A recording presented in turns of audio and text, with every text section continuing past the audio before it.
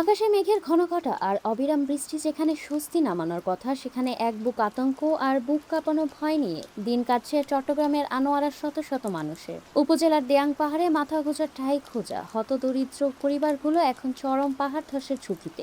মৃত্যুর মুখোমুখি দাঁড়িয়েও শুধুমাত্র স্থায়ী বাসস্থানের অভাবে তারা ছাড়তে পারছেন না এই জমপুরি।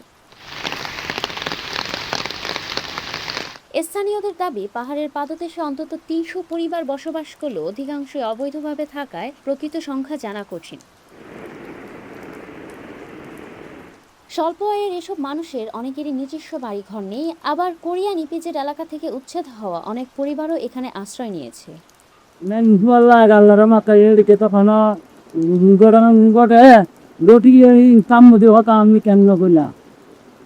তবে আপনারা এখন কি চান?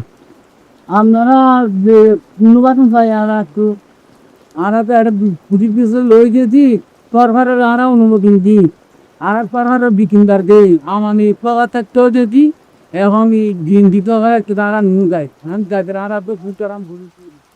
প্রতি বছর বর্ষায় উপজেলা প্রশাসন সতর্কতা জারি করলেও স্থায়ী পুনর্বাসনের অভাবে বিপদ কেটে গেলে বাসিন্দারা আবারও পাহাড়ে ফিরে আসেন। দেয়াং পাহাড়ের এই বাসিন্দাদের জন্য প্রয়োজন শুধু সাময়িক আশ্রয় নয়, বরং একটি স্থায়ী ও নিরাপদ জীবনের নিশ্চয়তা। তা না হলে কোনো একদিন হয়তো এক নিমেষেই ধসে যাবে সব স্বপ্ন, আর আমাদের চড়া মূল্য দিতে হবে লাশের স্তূপ গুণে।